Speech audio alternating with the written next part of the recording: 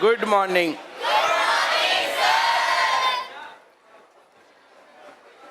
क्या हाल है सबके? बढ़िया, वेरी गुड।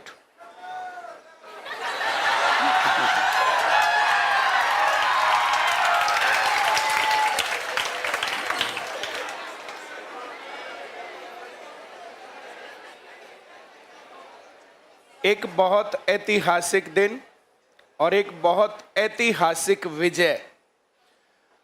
जैसे देश की आजादी के बाद से आज तक हम देखें तो लगातार इम्प्रूवमेंट की सीरीज में हम देखेंगे तब बात बन सकती है। शुरुआत में तो कोई पढ़ा लिखा था ही नहीं देश में, तो जिसको पढ़ना लिखना आता था वो सरकारी नौकरी में।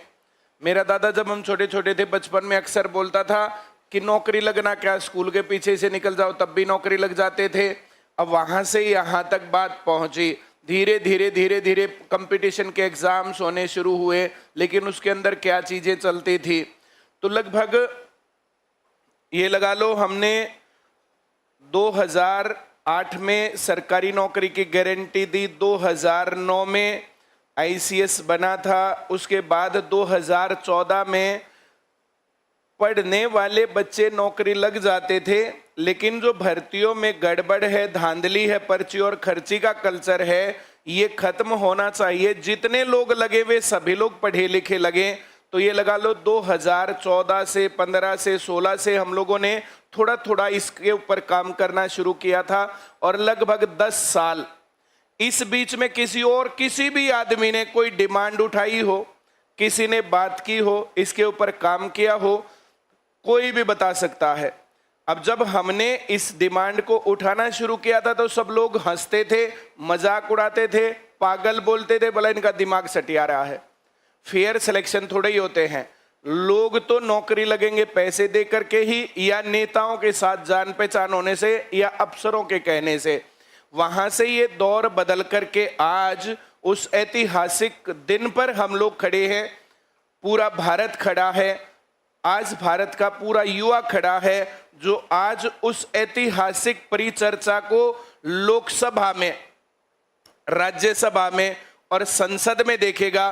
फेयर सिलेक्शन के ऊपर ना सत्ताधारी पार्टी ना विपक्ष, बल्कि सारा का सारा देश एक बात पर आज एकजुट है कि सिलेक्शंस फेयर होने चाहिए, एग्जाम लीक नहीं होने चाहिए, जो पढ़ा लिखा है उसकी वैल्यू बननी चाहिए। मैं जो कह रहा हूं समझ में आ रहा है? बहुत सारे लोगों ने बहुत सारी बातें अलग अलग समय पर बोली, पर हम अभी से क्या बताएं क्या हमारे दिल में है, उस दौर को वहां से यहाँ लाओ। किसी ने कुछ भी बोला, पानी मार बोला, बीजेपी का चमचा बोला, कभी कांग्रेस का कुछ बोला, कभी ऐसा हुआ, ये हुआ, वो हुआ, उन सारी बातों को हटा करके आज इस 10 साल के प्रयासों का रिजल्ट आज हमारे माननीय प्रधानमंत्री जी फेयर सिलेक्शंस के ऊपर डिस्कस करने के लिए तैयार है। विपक्ष इसके ऊपर अब डिस्कस करेगा कि अपनी मांग से भागेगा, ये इंपॉर्टेंट पार्ट है। पहली बात मैं कहता हूं कि व्यवस्था बनी रहनी चाहिए। क्या होना चाहिए? व्यवस्था बनी रहनी चाहिए। जैसे सरकार है, प्रधानमंत्री, मंत्रिमंडल, केंद्रीय मंत्री, उसके बाद राज्य सरकारें हैं, मुख्यमंत्री है, फिर उसके बाद उनको असिस्ट करने के लिए जो है कार्यपालिका है, उनको असिस्ट करने के लिए फिर जो है पुलिस फोर्स और ये सब चीजें भी हैं। सबसे पहला काम है कि देश में शांतिपूर्ण माहौल बना रहे। अगर देश में शांतिपूर्ण माहौल नहीं रहेगा तो फिर क्या रहेगा? आप कहीं जा रहे हैं और किधर से आके आपकी कनपटी पर पत्थर लगे, क्या कह सकते हो? आप किधर से जा रहे हो और कोई आदमी आपको मोलेस्ट कर दे, जिस प्रकार की विचलित करने वाली तस्वीरें हमने जंतर मंतर और इस क्या था ये कॉकरोच जनता पार्टी सीजेपी के इस प्रोटेस्ट में देखने को मिला, ये अति निंदनीय था। ये सरकार ने करवाया, पुलिस ने करवाया, विपक्षी लोगों ने करवाया, असामाजिक तत्व उसमें घुसे, जो भी हुआ हो। जिन महिलाओं के कपड़े फाड़े गए, छाती पर पैर रखा गया, जो कुछ भी हुआ, उस लड़की के प्राइवेट पार्ट के ऊपर डंडा मारा जा रहा था, जो कुछ भी हुआ अति निंदनीय। और इसको कैसे हम सभ्य समाज का एक आईना माने। जैसे हम लोगों ने बहुत बार सरकार का पक्ष लिया और बहुत बार हम सरकार के खिलाफ भी खड़े हुए, हमारी मांगे थी। पेपर लीक हुए तो हम लोग खिलाफ खड़े हुए, फेयर सिलेक्शन के ऊपर हम साथ खड़े हुए। चुनाव का जब दौर आया, जिस टाइम पर अब कहने वाले बहुत सारे लोग बहुत सारी बातें बोलते रहते हैं, बोलते रहे, उससे कोई फर्क बहुत ज्यादा सा नहीं पड़ता। लेकिन किसी भी कीमत पर 50 वोट पर नौकरी दिलवाने वालों को कैसे सरकार बनाने नहीं देते। चाहे जो भी था, सरकार कांग्रेस की बनती दिख रही थी, चारों तरफ इस प्रकार का माहौल था, लेकिन आईसीएस ने और आईसीएस के स्टूडेंट्स ने एक निर्णायक भूमिका निभाई और सरकार 50 वोट पर नौकरी दिलवाने वाले एक गांव का कोटा फिक्स करने, या तुम एक पर्चा ले आना जिस पर तुम्हारा नाम और रोल नंबर लिखा हो, मैं फलाने साहब के पास जाऊंगा और तुम्हारी नौकरी लगवा के लाऊंगा। उन वीडियोज को देख करके वो बेचैन करने वाली वीडियोस थी। और दूसरी तरफ लगातार मामला चल रहा था बिना पर्ची बिना खर्ची। बहुत सारी डिमांड्स को पूरा होने में टाइम लगता है। कोई आदमी अब सपना देखा और एकदम से पूरा हो गया तो ऐसा नहीं होता है। ये लोकतंत्र है, इसमें सरों की गिनती होती है और ये सरों की गिनती है बढ़िया, इस कारण से ये सब चीजें डिमांड्स पूरी होती हैं। धीरे धीरे तुम्हारा जो ये स्पोर्ट था ये लगातार स्पोर्ट बना रहा, ये विश्वास बना रहा। जो कुछ भी था, चाहे कितने ही लोगों ने कितनी बुराई करी हो, पर क्या वे आईसीएस में पढ़ने वाले लोग थे? आईसीएस में हो सकता है कुछ लोगों ने एडमिशन ले लिया हो और बुराई मारते हो कि यहाँ पढ़ाई कम होती है, बातें ज्यादा होती हैं। आज हम अगर ये बातें ना करें तो पढ़ाई क्या काम कर लेगी? हम लोगों ने जितनी बातें करी, सिर्फ पढ़ाई क्या कर लेती? आईसीएस में और बाकी सभी सेंटर्स में जो डिफरेंस है वो ये बातचीत ही है, जो आज हम करंट मुद्दा है इसके ऊपर डिस्कस करते हैं। हमारी डिमांड फेयर सिलेक्शंस होने चाहिए। नीट का एग्जाम गलत हुआ था, वो रिकंडक्ट हो गया। भाई कोई गलती होगी तो रिकंडक्ट हो गया। इसी प्रकार से हरियाणा पुलिस के पेपर 2 बार लीक हुए थे, 2 बार कैंसिल हुए और सिलेक्शन जब हुए वो फेयर सिलेक्शन थे। ग्राम सचिव का पेपर हुआ था एक बार, वो लीक हुआ था, वो कैंसिल हुआ था, उसके बाद रिकंडक्ट हुआ। होता क्या है, माननीय मनोहर लाल जी के लिए मैंने क्या बोला कि पूरे हरियाणा को उनका ऋणी होना चाहिए। पॉलिटिक्स और इस सारी चीज और नेताशाही इन लोगों के साथ साथ में थोड़ा बहुत जितना भी रहा, मैंने क्या महसूस किया कि अपना घर भरो बाकी कुछ भी होता रहे। हम लोगों ने कुरुक्षेत्र में एक कार्यक्रम किया था, कुरुक्षेत्र में वहां पर बोला भाई साहब बालक तो अपने लगने चाहिए, फालतू की बात है, फेयर सिलेक्शन ये बात वो बात। कुछ लोगों ने मुझे क्या कहा था कि हम तुम्हें माननीय मनोहर लाल खट्टर जी के पास बैठने ही नहीं देंगे चाहे जो भी हो जाए। और ये वो दिन और आज का दिन बैठने नहीं दिया इन लोगों ने। कुछ लोग जो नेता होते हैं ना, वो सही करना चाहते हैं, लेकिन उनके साथ जुड़ने वाले लोग अपने निहित स्वार्थों के चलते जुड़े रहते हैं। कोई आदमी अपने घर से सुबह इसलिए नहीं निकलता कि देश का भला करना है, सब ये सोच करके निकलते हैं कि अपना घर भरना चाहिए, और इस प्रकार से जिन चीजों में उनको फायदा दिखता वैसा करते हैं। इसके चलते कुछ निर्णय लेट होते हैं। कल जो ये धक्का मुक्की वाला कांड हुआ था, आप सभी लोग उसमें साथ थे। सब लोगों का मोरल सपोर्ट उस बात के ऊपर हमें मिला। अगर हम वहां पर कुछ भी गलत करते, कुछ भी जवाब देते, तो फिर मोरल सपोर्ट कहां से मिलता? पूरे समाज सोसाइटी का मिला। सीएम साहब ने कल जो है अपने आप बुलवाया, मैं जाकर के मिला और वहां जाकर के मैंने सारी बातें रखी कि आप लोगों ने फेयर सिलेक्शन कर दिया, लेकिन फेयर सिलेक्शन को इंप्लीमेंट करने वाले आज के टाइम पर तो हमारे चेयरमैन साहब है हिम्मत सिंह जी। 10 दिन का टाइम दिया, 1 महीने का टाइम देना चाहिए था। करेक्शन पोर्टल नहीं खोला, कोर्ट केस के थ्रू खुलवाना पड़ा। बोले मैंने आदेश दिया था माजी, आपने बेशक दिया और चाहे ना दिया हो, इंप्लीमेंट ये हुआ कि कोर्ट केस करना पड़ा था। और सोनीपत के वे बच्चे थे वहां पर जो है जिनको कोर्ट केस में और फिर जो चेंज ऑफ कैटेगरी और ये सब चीजें हुई थी, वो सारा काम। तो ये सारी बातें डिस्कस हुई। फेयर सिलेक्शंस की बात, कैलेंडर की बात, गरीब बच्चों को फ्री बस पास की बात और टैक्स फ्री एजुकेशन की बात कल सीएम साहब से मेरी कल भी हुई। उस बात के बाद जब हम घर आए, उसके बाद मैंने देखा कि सोनम वांगचुक जी ने इस बात के बाद कि संसद में चर्चा होगी, पक्ष और विपक्ष के बहुत सारे लोग उसको चर्चा करने के लिए तैयार हैं।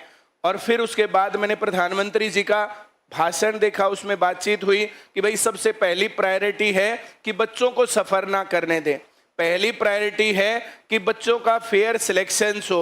तो हम लोग जो चाहते थे 2 दिन आगे पीछे चीजें वहां तक पहुंची।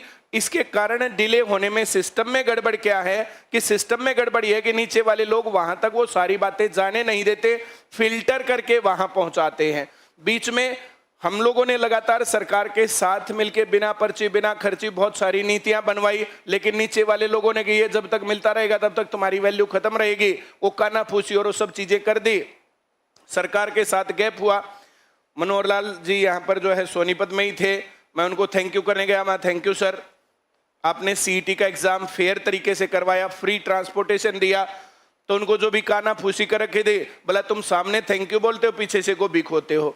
मैंने कहा मिलने का टाइम दो, उसके बाद मिलने का टाइम नहीं मिला। लेकिन उन सारी बातों के, चीजों के, सारे प्रयासों के बाद मैं बहाना लगा के बैठूं कि वहां मिलने नहीं दिया, जो भी नहीं हुआ, ऐसा हुआ वैसा हुआ, किसी जनता दरबार में, कभी टीवी शो में, कभी कहीं पर, जहां पर मुझे वो नहीं रोक सकते थे। और चाहे 1 मिनट की और चाहे 2 मिनट की और चाहे आधे मिनट की और चाहे 2 लाइन की बातचीत हुई, वे बातें मैंने उनके कानों में डाली। आज फेयर सिलेक्शन को पूरे देश के पैमाने पर 100% मान्यता प्राप्त हो रही है। आज सभी लोग उस बात के ऊपर हैं। मैं पूरे विपक्ष का हृदय की गहराइयों से धन्यवाद देता हूं कि जब युवा छात्र वहां पर बैठे थे उन्होंने उनका साथ दिया, लेकिन आज के टाइम पर वहां युवा कितने और छात्र कितने हैं, एक बड़ा असमंजस है। डिमांड क्या कि फेयर सिलेक्शन होने चाहिए, उतनी बात हो रही है। अब अगली बात तो समय आने के बाद पता चलेगा कि करेंगे कि नहीं करेंगे, और कुछ गड़बड़ होगी तो दोबारा फिर बात करेंगे। फेयर सिलेक्शन के ऊपर इसी तरीके से मनोहर लाल जी ने और हरियाणा की कैबिनेट ने मोहर लगाई थी, तब भी बच्चे ऐसे ही बोल रहे थे आपको गोली देके भेज दी। लेकिन आज ये जमीनी हकीकत है कि फेयर सिलेक्शन हो रहे हैं। उसी तरीके से एसएससी से रिलेटेड जितने पेपर होते हैं, जो ये ऑनलाइन, जो ये सेंटर्स है जहां गड़बड़ होती है, ऑनलाइन कंप्यूटरों को जो हैक किया जाता है, उन सभी चीजों के ऊपर मैंने उनको बताया सीएम साहब को, और पूरी उम्मीद है कि वो जो है पूरे देश की चर्चा का विषय बनेंगे। मैंने उनको कहा कि अगर ऑनलाइन एग्जाम करवाने हैं तो गवर्नमेंट को अपना इंफ्रास्ट्रक्चर बनाना चाहिए। जो ये जो कभी तबेले में जो कंप्यूटर सेंटर खोल दिए किसी ने, कोई जो रिमोट एरिया में कर दिए, वहां तक जाने का भी इतना बड़ा बुरा हाल होता है। नीचे भैंसों का चारा कट रहा है और ऊपर पेपर हो रहा है, कभी बिजली भाग गई, कभी उसका कीबोर्ड काम नहीं कर रहा, कभी बाकी चीजें। तो जो ये इंफ्रास्ट्रक्चर कंप्लीट नहीं है, उसके चलते जो ऑनलाइन एग्जाम्स में धांधली होती है, उनको तुरंत प्रभाव से रोका जाना चाहिए। दिल्ली पुलिस के अंदर जो गड़बड़ हुई थी मैंने उसका जिक्र किया, एचटेट के एग्जाम में जो गड़बड़ हुई थी मैंने उसका जिक्र किया। सारी बातें बहुत अच्छे तरीके से हुई, और आज लोकसभा में, वो तो वापस आने के बाद की बात है, कि प्रधानमंत्री जी का मैंने वीडियो देखा और सोनम वांगचुक जी का भूख हड़ताल खत्म करते हुए और बाकी चीजें, भाई जो हमारी डिमांड्स थी वे डिमांड मांग ली गई हैं। अब इससे आगे अराजकता है। जो लोग चाहते हैं देश में शांतिपूर्ण माहौल ना रहे, जो लोग चाहते हैं देश के अंदर अव्यवस्था बने ही रहे, जो लोग चाहते हैं कि इसी प्रकार से देश के अंदर, राजधानी के अंदर लाठीचार्ज, पत्थरबाजी और ये सब चीजें होती रहे, तो उनके मकसद पूरे नहीं हुए हैं, यहां तक मामला है। भाई तुम्हारी डिमांड, मैं तुमसे पूछता हूं, फेयर सिलेक्शन है या तुम्हारी डिमांड देश में अव्यवस्था खड़ी करना? हम लोग स्टेशन पर गए, पुलिस प्रशासन ने रोका, मैंने क्या कहा, भाई यहीं रुको। कुछ बच्चों ने कहा सर उधर से, इधर से, उधर से, ऐसे जाना क्या जाना, हम इज्जतदार तरीके से क्यों नहीं जाएंगे, और प्रशासन जवाब क्यों नहीं देगा? मेरी बात तुम लोगों ने मानी तो सीएम साहब ने बुलाया, जो नरेंद्र काद्यान जी हैं डीसीपी, उनसे भी बातचीत जो है डायरेक्ट नहीं हुई है, 1-2 के थ्रू बातचीत हुई है। उस 1-2 के थ्रू की बातचीत में उनको लगा कि हम लोग ट्रेन आते ही एकदम से भाग जाएंगे, उनको पूरे सीन का नहीं पता था, वो ब्रीफिंग नहीं थी। बात ये उनको पता चली कि वहां पर बहुत सारे लोग हो गए इकट्ठे और जाने की जिद कर रहे हैं, तो उस जल्दबाजी में आकर के, और आदमियों से, लोगों से, अफसर से गलतियां होती हैं और वो नथिंग पर्सनल अबाउट इट। हम लोग घर से बाहर निकलेंगे तो धक्का मुक्की होगी, हम लोग जंतर मंतर पर जाते और वहां पर लाठीचार्ज और ये सब चीजें हो रही है, तो 2-4 डंडे मुझे भी पड़ते, तो उसके ऊपर फिर तुम लोग कहते सर आपको डंडे पड़े, हमें बहुत गंदा लग रहा। ये तुम्हारा प्यार है, तुम्हें अच्छा नहीं लगा, ये किसी को भी अच्छा नहीं लगा। समाज के लोगों ने इस सारी बात को उठाया, इस बात को रियलाइज भी कर रहा प्रशासन। जो बातचीत हुई और कल सीएम साहब ने बुला करके उसके लिए जो है भाई ये जो हुआ वो गलत हुआ। कल कई लोग आए, बहुत सारे समाज के मानिंद लोग लगातार कंटिन्यू आ रहे हैं। कल मैंने बताया था कि मैं स्टेटस देख सकते थे तुम 3:15 बजे से, और मैं 3:15 बजे के आज मैं सो नहीं पाया।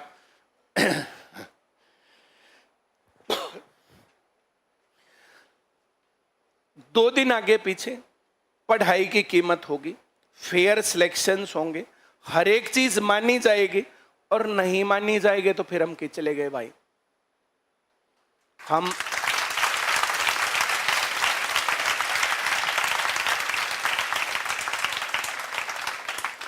ये टीचर्स लगातार तुम्हें ऐसे ही दिखे होंगे।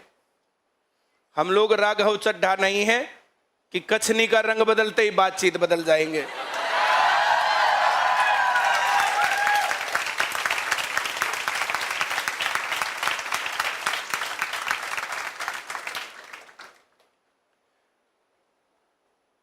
बोलना नहीं चाहिए पर बोलूंगा।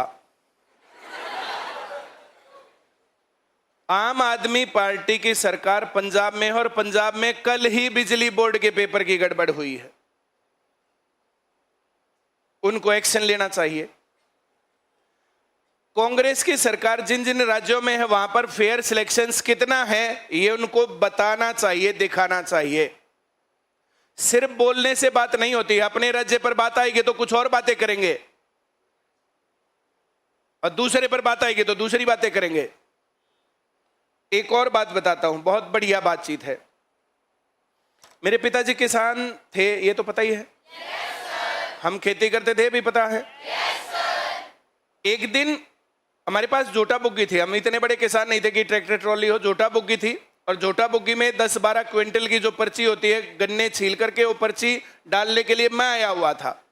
बहुत बार मैं भी आता था। तो जोटा बुग्गी में लेकर के मैं यहाँ पर आया हुआ था, और शुगर मिल खराब हो गया। और शुगर मिल 10 मिनट 20 मिनट आधा घंटा खराब हो जाए चलो चलता है। उस दिन वो थोड़ा सा लंबा खराब हो गया। अब लंबा खराब हो गया तो कंटिन्यू किसान आते रहते, वहां किसानों का जमावड़ा हो जाता है। अब पशु आया, वहां पर जो उसको रिताया, वापस अपने घर गए, इतना सा काम होता है। तो शुगर मिल खराब था और गन्ना उतर नहीं सकता था, तो पशु भूखे मर रहे थे, आदमी भी भूखे मर रहे थे। अब पानी वानी पिलाने का भी इंतजाम इस प्रकार से नहीं था। तो सारे किसान इकट्ठे हो गए, चलो भाई कैन मैनेजर के पास चलते हैं। तो कैन मैनेजर के पास चलने लगे तो पुलिस सिक्योरिटी और ये सब चीजें होती हैं। कैन मैनेजर को बताया गया, कैन मैनेजर आ गया। कैन मैनेजर आने के बाद कैन मैनेजर खड़ा हो गया, भाई मशीन है, कब क्या खराब हो जाए क्या कह सकते हैं, क्या भरोसा। एक दिन यहाँ पर पीटीएम थी, मशीन की बात बताता हूँ। हम लोग जो है चंडीगढ़ गए हुए थे किसी कार्यक्रम से, मैं, बबीता मैम, सुहानी, कान्हा, सब लोग।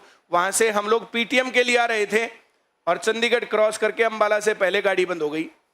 आज तक कभी बंद हुई नहीं थी, तो गाड़ी बंद हो गई। अब उसमें तेल भी दिख रहा, सारा काम सही दिख रहा है, पर जब तक उसको रिकॉग्नाइज किया, कोई मिस्त्री आया, सब कुछ हुआ, तब तक यहाँ पीटीएम मशीन का ये मामला होता। उस शुगर मिल जो है ये 76 में बना था, पुरानी मशीनरी है, कुछ खराब हो गया। अब उसको ठीक करने में टाइम लग गया। कैन मैनेजर ने आके बताया, भाई मशीन खराब हो जाए उस पर क्या कर सकते हैं। बोला जी मशीन खराब हो जाए तो ठीक है, पर आप हमारा जो है कम से कम, जब इस प्रकार का सिस्टम हो, तो एक ने खड़ा होके कहा कम से कम पशुओं का पानी होना चाहिए। बोला जायज बात है भाई, पानी क्यों नहीं है, ये वो, और पानी इसको ठीक करवाओ और आज ही करवाओ, अगर अब नहीं है तो जो है भाई कल से पानी होना चाहिए।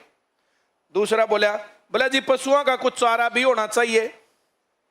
अब इस पर वो कुछ बोलता उससे पहले तीसरा खड़ा होया, बोला जी कुछ पानी मारा भी चाहिए। अब डिमांड उठ रही थी, बोला जी ज्यादा लंबा समय हो जाता, हमारी भी रोटी पानी होनी चाहिए। एक बोला जी जाडा घना हो जा, क्योंकि शुगर मिल जो गन्ने जो गिरते हो तो जो सर्दियों का काम होता, जाडा घना हो जा है। बोला को कंबल रजाई ही होता और भी ठीक है। मैं जो कह रहा हूं समझ में आ रहा है? तो कैन मैनेजर ने हाथ जोड़े, बोला भाई कोई ऐसा न्यू मत कहियो, रात न रजाई में गेल बहू भी चाहिए।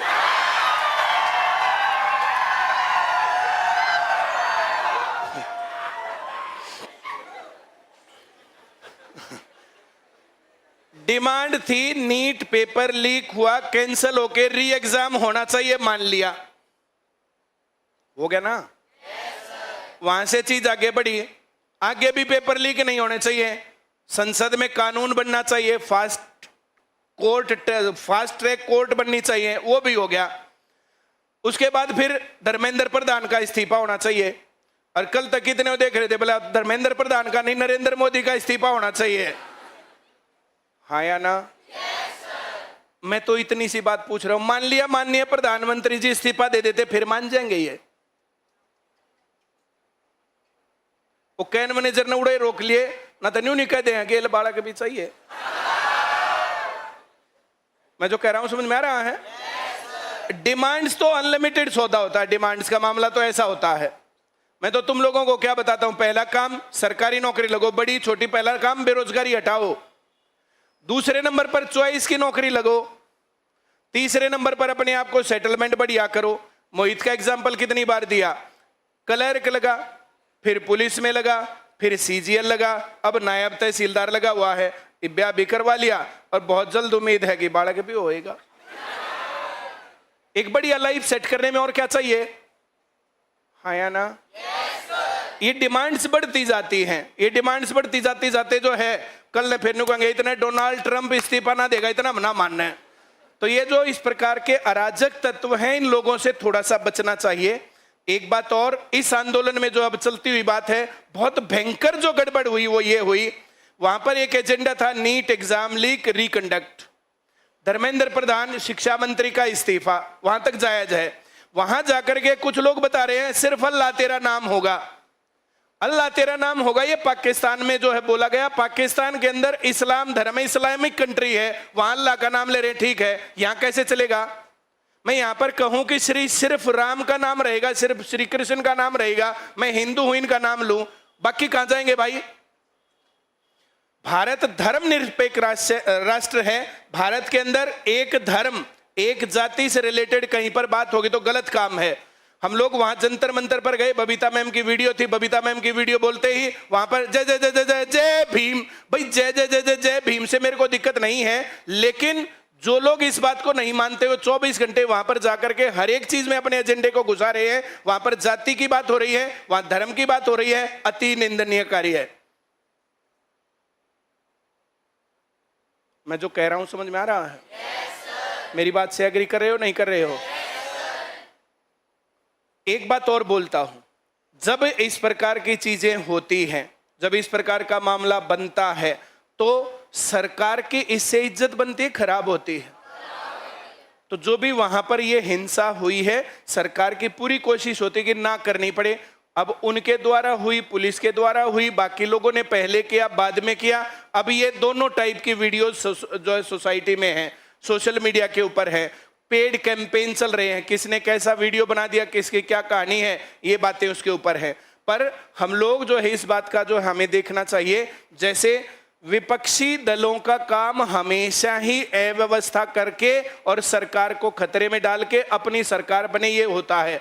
हम लोगों को ऐसे षड्यंत्रों में नहीं आना चाहिए। अगली बात हमें देखनी चाहिए, आम आदमी पार्टी की सरकार दिल्ली में रही तो दिल्ली में डीएसएसबी में सिर्फ फेयर सिलेक्शन है, कौन कह सकता है? 10 साल सरकारें रह के गई। अब पंजाब में जो बिजली बोर्ड का जो एग्जाम हुआ उसकी गड़बड़ हुई है, हरियाणा से और राजस्थान से लोग पकड़े गए ब्लूटूथ पर एग्जाम करवाते हुए, इसके ऊपर उन्होंने क्या वो लिया एक्शन? कांग्रेस की सरकारें जहां पर चल रही हैं, क्या उन्होंने वहां पर फेयर सिलेक्शन का एग्जाम्पल क्रिएट करके दिखाया? कौन आदमी क्या बोल रहा है, उस भसड़ में जाकर के फंसोगे तब दिक्कत आएगी। चुनाव के टाइम से पहले सीईटी क्वालिफाइंग नहीं किया गया था। अब मैंने बताया गलत तरीके से गलत एजेंडा वहां पर पेश हो गया। 4 गुना मैंने सिर्फ एक भर्ती पर बोला था, लेकिन वो ज्वाइंट भी कर दिया और 4 गुना कर दिया, जिसके कारण गड़बड़ हुई। सीईटी क्वालिफाइंग की मांग या 10-15 गुना होने की मांग, ये डिमांड रखी गई, लेकिन सरकार और ये सब चीजें, जिद आती है, जिद तो बच्चों की भी जिद, सीईटी क्वालिफाइंग नहीं तो वोट नहीं, और उसी के चलते आकलन था सिर्फ 20 सीट आएंगी। अब वहां से उस चीज को, सारी चीजों को एनालिसिस किया, कांग्रेस की वीडियो देखी, मैंने क्लास में आके बच्चों के साथ बात करी, बालकों का क्या वो था सबका, बोले जी रटक काट देंगे। मैंने क्या कहा, थारी ना लिकट जा, अगर 50 सीट पर नौकरी मिलेंगी तो फिर किसकी रटक लिकड़ेगी? जो सरकार पक्ष के लोग थे जिन्होंने 10 साल सरकार चला ली, आराम से सोएंगे कि बिगड़े उनका? बताओ क्या बिगड़ता है? लेकिन फिर उसके बाद जो प्रोसेस चलेगा उसका जिम्मेदार कौन होगा? और बच्चों की समझ में ये बात आई और उसके चलते रिजल्ट बदला। आज फिर वही बात कह रहा हूं मैं, जो चीज हमारे पास है ना उसकी वैल्यू नहीं करते। मैं लगातार कह रहा था 2 दिन आगे पीछे किसी ना किसी दिन कोई मास्टर स्ट्रोक लगेगा और जैसे हरियाणा में फेयर सिलेक्शन है वैसे पूरे देश में फेयर सिलेक्शन होगा। आज वो दिन आ गया। 2 दिन आगे पीछे ये इंप्लीमेंट भी होगा। जहां गड़बड़ है उन गड़बड़ों को उठाया जाएगा, उनको सही करवाया जाएगा। अगर चूक रह भी गई तो जब भी नया काम करते तो इस प्रकार की गड़बड़ होती है। नई परीक्षा प्रणाली बनी, सीईटी बना, ये मेरी डिमांड थी, मेरी डिमांड पर ये काम चला था। वरना हर चीज के फॉर्म भरते भरते अब तुम्हें हरियाणा पुलिस भरना होता 1000 रुपए, कलर का भरना होता फिर 1000 रुपए, ग्रुप डी का भरना होता फिर 1000 रुपए, फिर किसी और चीज का फिर 1000 रुपए। एक आदमी ने मान लिया 25 जगह फॉर्म भरा, अब 25 पेपर तुम सीईटी के थ्रू देते हो, किसको क्या दिक्कत आ रही है? एक बार पेपर होता, फिर pre paper, main paper group D वालों का जिन्होंने सीईटी का रखा था फ्री ऑफ कॉस्ट था, तो और पैसे बचने चाहिए। गरीब आदमी की डिमांड और कैसे पूरी करे सरकार? आज तक मैंने जितनी डिमांड उठाई कौन सी पूरी नहीं है, एक गिनवाओ। 2 दिन आगे पीछे टैक्स फ्री एजुकेशन होगी, 2 दिन आगे पीछे कैलेंडर जारी होगा, 2 दिन आगे पीछे ये फ्री बस पास मिलेगा। मैं कह रहा हूं यहां पर खड़ा होके, क्यों? क्योंकि सारी डिमांड आज तक मेरी पूरी है। 2 दिन आगे पीछे, 2 साल आगे पीछे, देश की जिंदगी बहुत बड़ी होती है, राज्य की जिंदगी बहुत बड़ी होती है, आदमी की जिंदगी बहुत छोटी है। अब देश तो 1947 से भी चल रहा है, देश तो जब 1600 में अंग्रेज आए थे तब से भी चल रहा है, अब देश तो सिंधु घाटी की सभ्यता से भी चल रहा है। इस बदलाव में टाइम लगता है, एकदम से नहीं बदलता, लेकिन प्रयास किए जाने चाहिए और वे प्रयास चल रहे हैं, वे सफल प्रयास होने चाहिए। और हमारे प्रयासों में किसी भी प्रकार की अव्यवस्था, अराजकता, गैर संवैधानिक काम, असंवैधानिक काम, गैर कानूनी काम बिल्कुल नहीं होने चाहिए। तुम लोग यहां सरकारी नौकरी लगने आए हो, किसी के भी ऊपर केस बन गया ना फिर भुगतते फिरोगे। जिन लोगों ने मेरी बातें नहीं मानी ना और अलग अलग मामलों में केस दर्ज हो गए हैं, उन सब की जिंदगी बर्बाद है। हम अपनी डिमांड्स आज तक भी उठाई है और आगे भी उठाएंगे, लेकिन कानूनी तरीके से, संवैधानिक तरीके से, शांतिपूर्ण तरीके से सरकार और प्रशासन के साथ सहयोग करते हुए। जो मैं कह रहा हूं समझ में आ रहा है? किसी भी प्रकार के प्रलोभन में, किसी भी प्रकार के बहकावे में, किसी भी प्रकार के रूमर्स में आके अपनी जिंदगी बर्बाद मत करना। जिंदगी बहुत कीमती है। अब तुम लोग उस लेवल के नहीं हो, उस दौर के नहीं हो जब 8-8, 10-10 बच्चे होते थे। अब मेरे दादा थे उस टाइम पर, मेरे क्या सबके दादा थे, 1-1 दर्जन बालक होना नॉर्मल सी बात थी। एक आधा बालक न्यून्यान हो भी गया था कि बिगड़ा है, रक्षा करते 2-4 ने। 10 बालक हैं तो 6 का ब्याह करेंगे, 4 ने न्यू रक्षा करते। बोले इनका क्या करोगे? बोले लड़ाई मचेगी तो नाग कर देंगे। वो लड़ाई ना भी मचती ना जब भी मचवा देते। लड़ाई में एक आधा मरेगा, उसकी बहू का लत्ता फिर उसको उड़ाया जाएगा। समाज की कितनी घिनौनी तस्वीर है ये, कि वो जानबूझ कर रोड़ा करया करते फिर समझौते में बोला यार न्यू है तो मैं छोड़ो, अगले दिन फिर लड़ते। अगर लड़ाई मचेगी, जब हमारा एक आधा लपटेगा, जब हमारा नंबर आओगा ब्याह करना तो न्यू रह जाएंगे। हमारे पिताजियों का टाइम था 8-10 भाई हुआ करते थे, एक आधा हो गया सेट, एक आधा रह गया, चल गया काम। हमारी उम्र में 5-4 बालक हुआ करते, एक आधा सेट हो गया, एक आधा रह गया, फिर भी चल गया काम। अब तुम्हारी उम्र में 1-1 या 2-2 बच्चे हैं बस। तुम लोग तुम नहीं हो, तुम्हारे माँ बाप के अरमान तुम्हारे कंधों पर हैं, तुम्हारे माँ बाप के सपने कंधों पर हैं। जिस दिन घर से चलो ना अपने माँ बाप का चेहरा देखा करो, हर रोज ये रहता है कि हाँ हमारा बच्चा कुछ करेगा। सुहानी जिस दिन क्लास से चलते और हम वहां देख रहे होते तो हम जाकर के देखते हैं कि हाँ ये हमारे नाम को रोशन करेगी, ये हमारा काम बढ़िया करेगी, क्लास में जाकर के मेहनत करेगी। एकदम से ऐसे आकर के सेट होना बच्चों का काम थोड़ा ही है। कितनी बार सवाल कर करके देख करके तब यहां पर आकर के जो इसने काम किया है। मैं ये सोचता था मेरे को रिप्लेस करना इतना आसान काम नहीं होगा, इसलिए मुझे पढ़ाते ही रहना पड़ेगा पूरी उम्र। कितने आसान तरीके से रिप्लेस कर दिया। 1% बच्चों की भी कंप्लेंट नहीं आई और धीरे धीरे शुरुआत में ऐसा होता है। बहुत अच्छा फ्यूचर इस लड़की का है, बहुत अच्छा फ्यूचर ये ICS को लेके जाएगी। और इसमें जहां पर जो मेहनत और काम और बाकी चीजों की जरूरत है, मुझे क्लास भी लेनी थी, सोशल काम भी करने थे, बिना पर्ची बिना खर्ची भी सेट करनी। कभी रात भाग रहा हूं, कभी दिन भाग रहा हूं, कभी कुछ हो रहा है। एक काम करना कितना आसान होता, सिर्फ मुझे पढ़ना पढ़ाना होता तो कितना आसान काम होता। कई बार तो बबीता मैम से पूछो कि 6-6 महीने ऐसे हो जाते हैं कि पढ़े बिना उस पुराने नॉलेज के ऊपर काम चल रहा है। बहुत सारे लोगों ने कितनी बार कहा कंटेंट अपडेट करो। कंटेंट अपडेट करने की मुझे आज भी जरूरत नहीं लगती। मैंने PYQ करवाए हैं, कौन सा पार्ट हमारे कंटेंट से बाहर था उसी तैयारी पर मैंने तुम्हारे करियर के साथ खिलवाड़ नहीं किया। पहली प्रायोरिटी हमेशा क्लास रखी, दूसरे नंबर पर मैंने सोशल इवेंट्स भी मैनेज किए। टीवी पर जाके बोला, कभी गलत बोला कभी ठीक बोला, चाहे जो कुछ भी हुआ, कंट्रोवर्सी हुई, पर ये डिमांड्स आज केंद्रीय मंत्रिमंडल के बीच में डिस्कस हो चुकी हैं। प्रधानमंत्री जी की रात में बनी हुई वीडियो आ चुकी है, संसद में उसको डिस्कस करने को तैयार हैं, कानून बनने को तैयार है। एक ऐतिहासिक दिन की आप सभी लोगों को बहुत बहुत बधाई।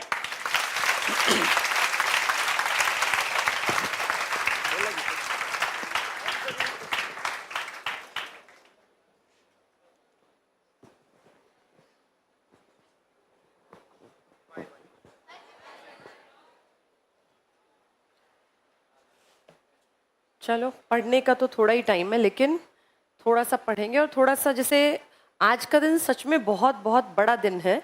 जो लोग नौकरी तक पहुंच गए हैं उन्हें उतनी चिंता नहीं है, लेकिन तुम लोगों की चिंता थी बेटा। अगर ये पॉलिसीज नहीं बनेंगी तो आने वाले टाइम में इतनी पढ़ाई का करेंगे भी क्या? ये रोज किताब पढ़ के सिर्फ अपने घर चले जाना, इससे समाज नहीं बदलेगा। असलियत में बदलाव लाने के लिए सच में संघर्ष करना पड़ता है। अब जितने स्टूडेंट्स उस दिन गए थे परिमल सर के साथ, देखो उस दिन वो जो घटना घटी, उस चीज़ को अगर आज देखें तो वो पॉजिटिव इम्पैक्ट पड़ा। किसी स्टूडेंट ने कोई गलत स्टेप नहीं लिया, पुलिस के सामने अपनी बात रखने की कोशिश की, उन्होंने नहीं सुनी, उन्होंने बदतमीजी की। अगलों के पास पावर है, लेकिन इस चीज़ से एक बात तो कंफर्म हुई कि अहिंसा जो होती है ना, वो हमेशा लंबे टाइम में ही सही अपना रिजल्ट दिखा देती है। और ये कितनी बड़ी बात है। मैं तो कल पहली बार मोदी जी को फ्रेंड्स शब्द का इस्तेमाल करते हुए सुना, वरना मोदी जी हमेशा भाइयों और बहनों या मित्रों इस तरह के शब्द बोलते थे। कल मोदी जी ने फ्रेंड्स करके संबोधित किया। इसका मतलब वो तुम लोगों से बातचीत करना चाह रहे थे। जो तुम्हारी जनरेशन है ना, इन बच्चों को उन्होंने फोकस में रखा।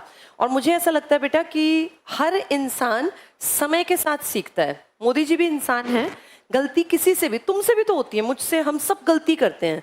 लाइफ इज लर्निंग, जिंदगी जो है ना वो अधिगम है। और लर्निंग का मतलब चेंज इन बिहेवियर, व्यवहार बदलता है, इंसान की सोच बदलती है, समझ बदलती है।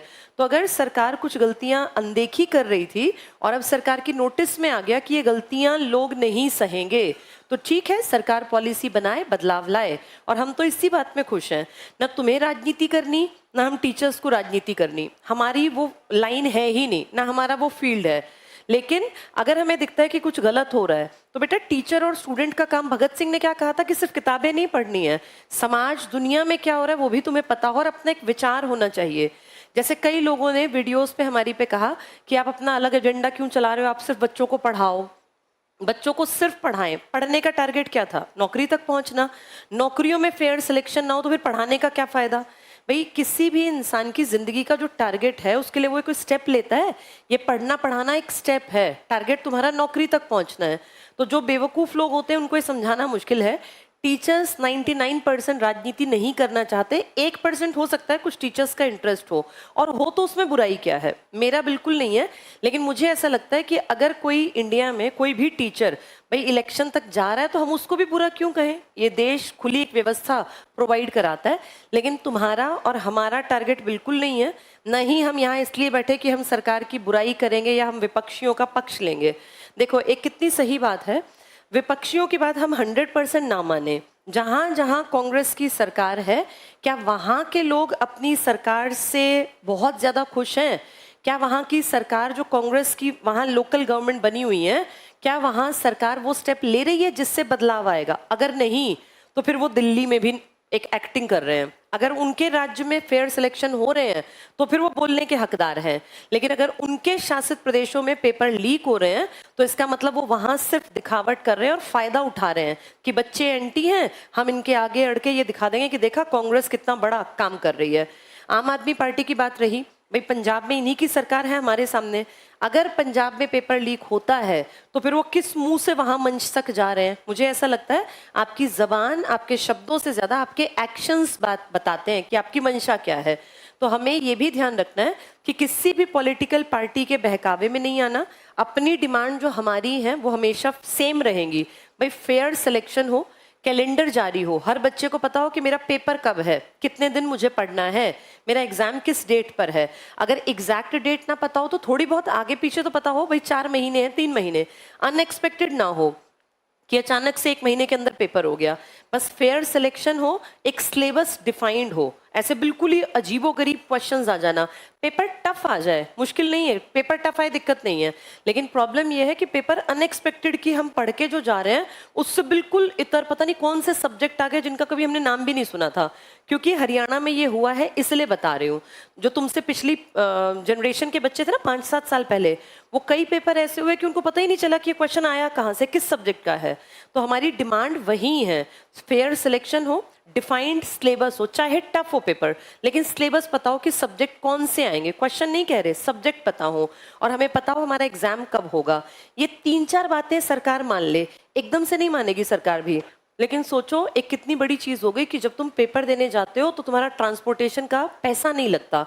इसको भी एक जीत मानो। एकदम सरकार नहीं पलटेगी बेटा, सरकार के भी अपने कुछ ये होता है, डेकोरम होता है, उसको मेंटेन करना पड़ता है। हम सोच रहे हैं एकदम से इस्तीफे हो जाएंगे, ऐसा नहीं होगा। मैंने तुम्हें कितनी बार पढ़ा है, सामूहिक उत्तरदायित्व होता है, कलेक्टिव रिस्पॉन्सिबिलिटी। ऐसे इतना आसान नहीं है, जिसने पॉलिटिकल साइंस को समझा है वो जानता है। हाँ, जिम्मेदारी सरकार ले, हर विभाग अपनी जिम्मेदारी समझे कि अगर पेपर लीक हो रहा है तो शिक्षा मंत्री को होना चाहिए कि भाई मेरे ऊपर लग रही है ये कहीं ना कहीं लांछन कि पेपर लीक कैसे हो गया। जैसे हमने कितनी बार पढ़ा हिस्ट्री में, लाल बहादुर शास्त्री जी ने 2 भयानक एक्सीडेंट हुए तो इस्तीफा दे दिया। अब ठीक है, आज वैसा टाइम नहीं है, लेकिन जिम्मेदारी तो निभानी पड़ेगी, और इस बात में हम मना भी नहीं करते। पर बेटा हम इस बात को भी डिनाई नहीं कर सकते कि चीजें धीरे धीरे धीरे मुड़ के अपना टारगेट जो हम लोगों का था उस तरफ जाने की तरफ चल पड़ी हैं। अगर पीएम रात में 12 बजे के आसपास खुद से, कोई कैमरे नहीं है उनके आसपास, ये प्लान्ड नहीं रहा होगा, अदरवाइज स्टूडियो में बैठते 4, कभी इधर से एंगल से कैमरा होता, कभी इधर, ऐसे ही तो होता है मोदी जी के हमेशा। लेकिन वो देखो सामने से बनाई गई है और अपने आप बनाई गई है, इतनी क्लोज में है। वो वीडियो वैसे शूट नहीं की गई है, अलग अलग चीजें होती है ना। ये किसी आदमी का जो देश की सबसे पावरफुल पोजीशन पर बैठा है और रात में 12 बजे के आसपास वो व्यक्ति सामने आके एक मैसेज दे रहा है, तो इसको छोटी बात मत मानो। स्टूडेंट्स की एकता उन्हें फील हुई होगी और उन्हें लगा होगा कि अब बात करनी पड़ेगी। ये बहुत बड़ी जीत है स्टूडेंट्स की। और एकदम सोचोगे 360 डिग्री सब कुछ घूमेगा, एकदम बदलेगा, नहीं बदलेगा। लेकिन अगर उस तरफ मुड़ने लगी है ना बातें, तो ये हमारे लिए प्राउड की बात है। आज संसद में फेयर सिलेक्शंस और इस तरह से कि भाई पेपर लीक ना हो, ये बातें उठने लग गई। आज से 10 साल पहले बेटा हम सोच भी नहीं सकते थे कि कोई हमारी बातें वहां तक ले जाएगा। तो इस चीज को अपनी जीत मानो, ये एक विजय का चिन्ह है। और धीरे धीरे ही सही सरकार समझ गई है कि अब लंबे टाइम तक बिना काम किए काम चलेगा नहीं, क्योंकि तुम्हारी पीढ़ी ने सरकार को ये चेता दिया कि आपकी पुरानी बातें जो आपने कभी बोली है ना, वो देखो कितनी वीडियोस अब 2016 की, 12 की, 15 की, 1997 की धर्मेंद्र प्रधान जी की कई बातें भी स्टूडेंट्स ने निकाल ली। यानी ये पीढ़ी बहुत लंबे समय तक झूठे झांसे दिए जाने से चुपचाप नहीं बैठेगी। हमारी जो पीढ़ी थी ना, जैसे मैं 1982 मेरा बर्थ है, परिमल सर 1976, मतलब जो 70s 80s के लोग थे, तुम उन्हीं के तो वंशज हो, हमारी तो अगली पीढ़ी तुम हो। हमारे टाइम की एक मुझे अच्छी बात लगी, हमारे टाइम की जो औरतें थी उन्होंने अपने बेटों को इतनी अच्छी परवरिश दी है कि जितनी लड़कियां वहां पहुंची थी, जब तक प्रोटेस्ट में गंदगी नहीं घुसी थी, अब तो गंदगी घुस गई धीरे धीरे, बाहर के लोग, जब तक वहां स्टूडेंट्स थे ना और स्टूडेंट्स का बोलबाला था, तब तक वहां किसी भी लड़की ने ये नहीं कहा कि मुझे परेशानी हुई या मेरे साथ कोई भी गलत व्यवहार हुआ।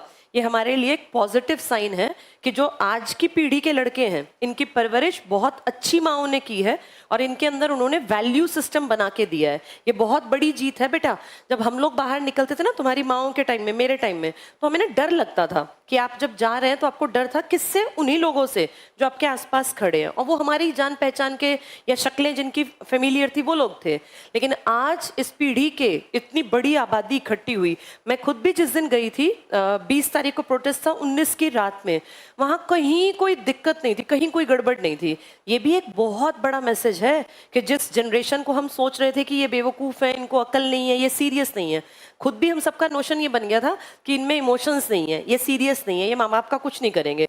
लेकिन अब उन वीडियोस को मैं देखती हूँ तो मुझे बड़ा प्राउड फील हुआ कि जो माएँ 1980 और 90 के बीच की हैं, उन्होंने इतनी अच्छी परवरिश दी है कि एक बहुत ही अच्छी पीढ़ी हमारे सामने निकल के आई, ऐसे लड़के जिनसे लड़कियों को डरने की ज़रूरत नहीं है। ये भी एक बहुत बड़ी अचीवमेंट है बेटा, समाज की, सोसाइटी की, और ये दिखती नहीं। अगर ये प्रोटेस्ट ना होता तो शायद हमारा वो सोच, वो परसेप्शन बना रहता। ये कितनी पॉजिटिव साइन है, इसका मतलब आज हमारे समाज में बदलाव हो रहा है, दिखेगा जब जब जरूरत पड़ेगी।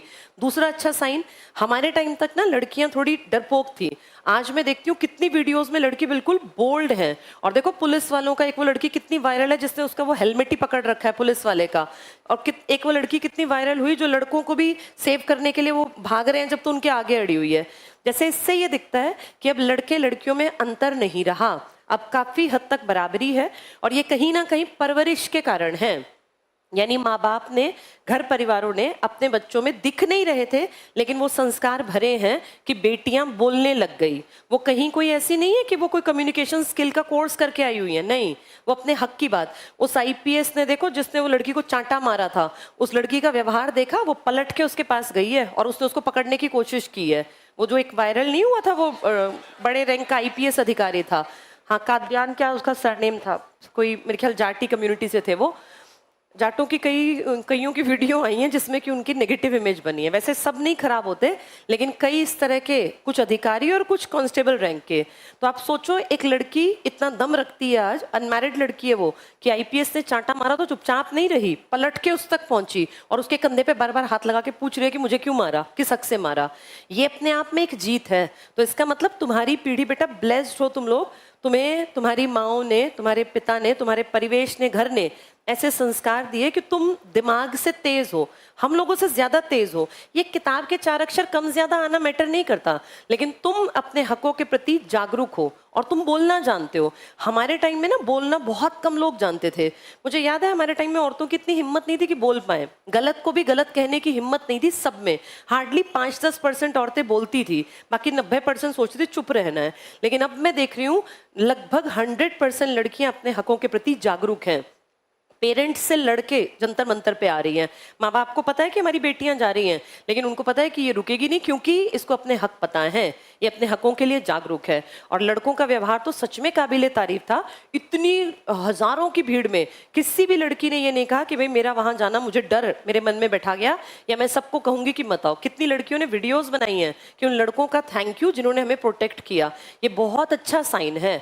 और ठीक है, समाज बदलेगा। ये जो क्रांति है ना बेटा, ये वो तो ठीक है, भ्रष्टाचार और वो बातें तो है ही हैं, लेकिन जो व्यवहार जेनजी ने किया ना, वो सच में सामाजिक बदलाव है। और हम प्राउड से कह सकते हैं कि जब समाज बदलता है तो फिर एक सेफ्टी की फीलिंग अपने आप आने लगती है। और तुम्हारी पीढ़ी वो पहली पीढ़ी है जो हक की आवाज बुलंद कर रही है। हमारे टाइम तक लोग दब्बू थे, जैसा कहते थे वैसा मान जाते थे, लेकिन तुम वो लोग हो जो आंख बंद करके, कान बंद करके नहीं बैठे हो। तुम सोचते हो, एनालाइज करते हो, तुम्हारी अपनी एक विचार की प्रक्रिया है, तुम खुद से सोचते हो कि क्या ठीक है क्या गलत। अंधभक्ति नहीं करते। ये जो पुराने लोग हैं ना, बेवकूफ लोग हैं, थोड़े बहुत, सब नहीं, जो सोचते ही नहीं है, बस एक पार्टी को अगर उन्होंने ताकत दे दी तो सोचते हैं जो ये पार्टी करेगी ठीक है।